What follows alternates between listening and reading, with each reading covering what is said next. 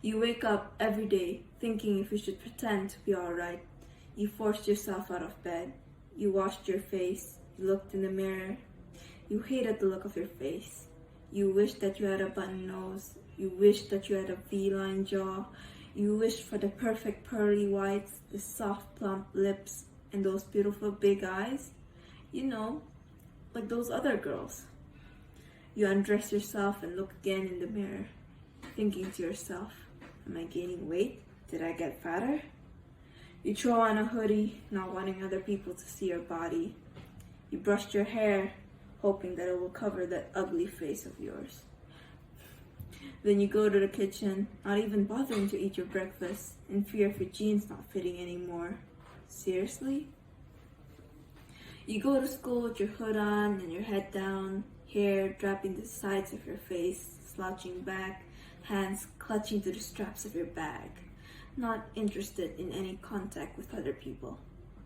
You walk to class and you see the popular kids. You wished you were them. The girls with the long hair that always look perfect.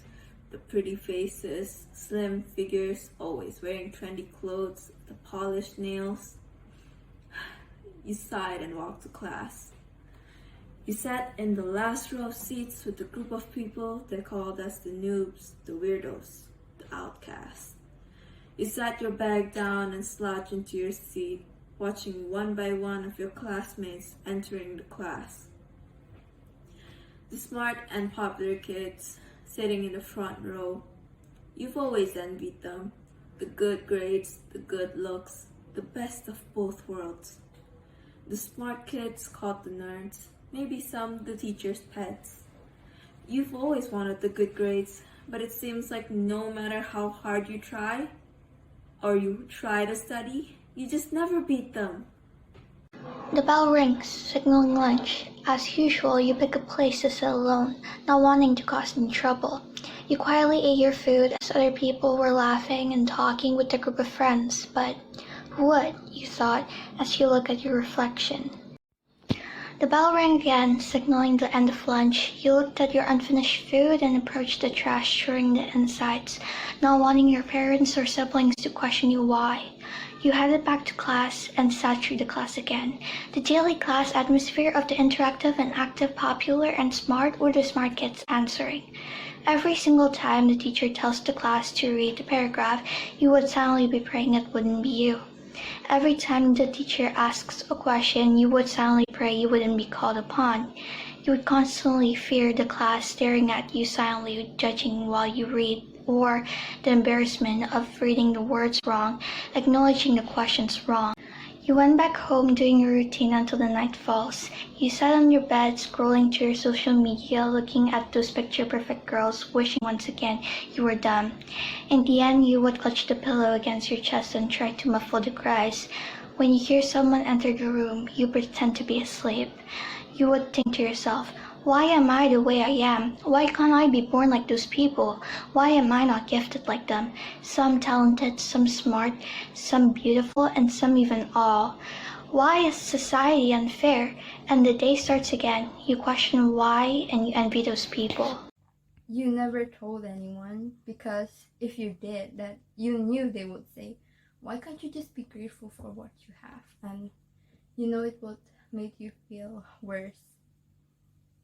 But most people wouldn't realize that the judgmental society we are all living in, where all people care about are the looks and mostly not on the inside of like who we are.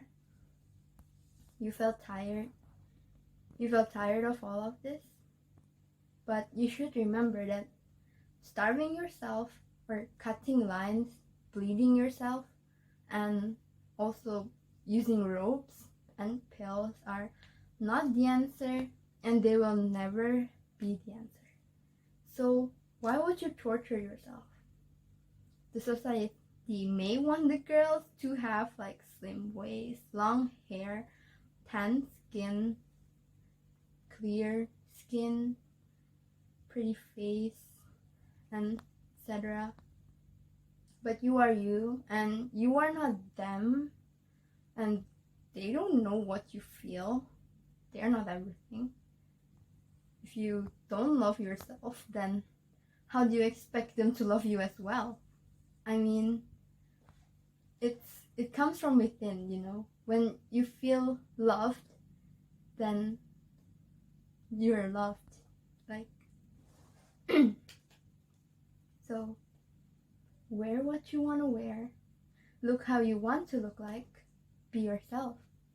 You are unique. You are one in all those 8 billion people out there. So just be the best version that you can be. You don't change for them, you change for you. You change for what you are. You are good enough. And when you learn to love yourself, you will find someone, maybe one out there, outside, somewhere in the world, maybe across the world, in the ocean even, or even in outer space, that loves you as well.